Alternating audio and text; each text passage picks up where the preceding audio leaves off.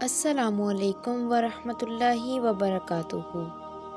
دوستو، یاجوج ماجوج کا ذکر اکثر سننے کو ملتا ہے، لیکن اکثر لوگ ان کی حقیقت سے بے خبر ہیں کہ آخر یاجوج ماجوج کیا ہے اور یہ کیسے حملہ آور ہوگی۔ یاجوج ماجوج ایک قوم ہے جس کا ذکر الہامی کتابوں میں بھی موجود ہے کہ اس مخلوق کو حضرت ذوالقرنین نے دیوار تعمیر کر کے انسانی دنیا کی دوسری جانب قید کر دیا تھا، لیکن قیامت سے پہلے یاجوج ماجوج اس دیوار سے نکلنے میں کامیاب ہو جائے گی اور جہاں سے گزرے گی انسانی بستیوں کو تباہ و برباد کرتی چلی جائے گی۔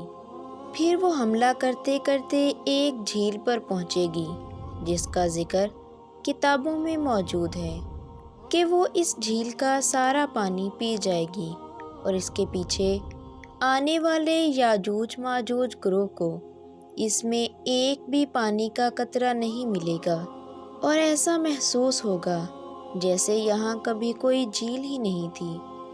اس جھیل کا نام تبریہ ہے اور یہ بحر تبریہ کے پاس موجود ہے۔ جھیل تبریہ اسرائیل کے شہر تبریہ میں واقع ہے۔ یہ اسرائیل میں سب سے بڑی میٹھے پانی کی جھیل ہے جو 21 کلومیٹر لمبی، 13 کلومیٹر چوڑی اور 43 میٹر گہری ہے۔ یہ وہی جھیل ہے جسے اسرائیل اپنے لیے معتبر سمجھ رہا ہے۔ وہی یاجوج ماجوج کی منزل ہوگی جس کا ذکر قرآن مجید نے 1400 سال پہلے فرما دیا تھا۔ یاجوج ماجوج دراصل کون ہیں اور یہ کہاں رہتے ہیں؟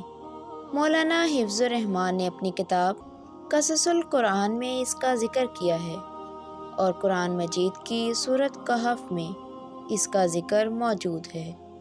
ارشاد باری تعالیٰ ہے، یہاں تک کہ وہ 2 پہاڑوں کے درمیان پہنچے تو انہیں ان پہاڑوں سے پہلے کچھ لوگ ملے جن کے بارے میں ایسا لگتا تھا کہ وہ کوئی بات نہیں سمجھتے۔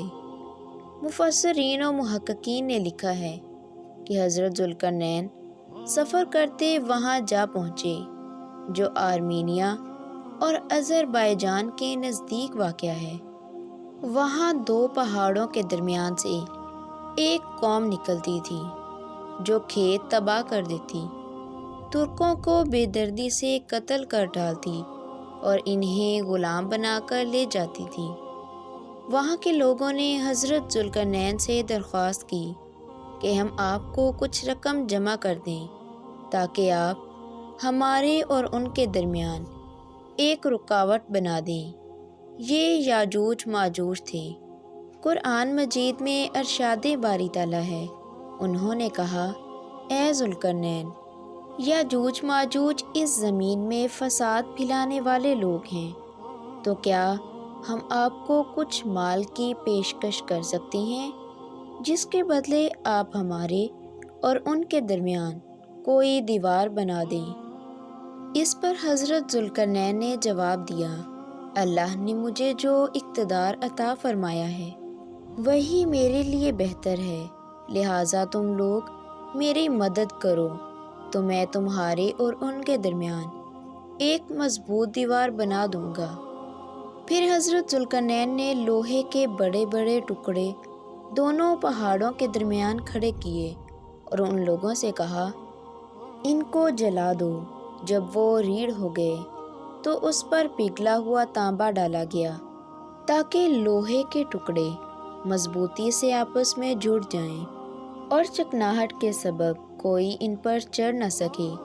چنانچہ یہ دیوار ایسی بن گئی کہ یاجوج ماجوج نہ اس پر چڑھنے کی طاقت رکھتے تھے اور نہ اس میں کوئی سوراخ بنا سکتے تھے۔ کہا جاتا ہے کہ اس کی لمبائی 50 میل، اونچائی 290 فٹ اور چوڑائی 10 فٹ ہے۔ محققین کے مطابق قرآن مجید کی گواہی سے ثابت ہوتا ہے کہ حضرت ذوالقرنین نے 2 پہاڑوں کے درمیان سفر کیا۔ اس پہاڑی سلسلے میں ایک جگہ بہت ہی بلند ترین پہاڑ ہے جن کے درمیان وہ واحد راستہ ہے جہاں سے آیا جایا جا سکتا ہے، مگر یہ راستہ مکمل برف سے ڈھکا ہوا ہے۔ اس کے اندر لوہا اور دھات موجود ہے۔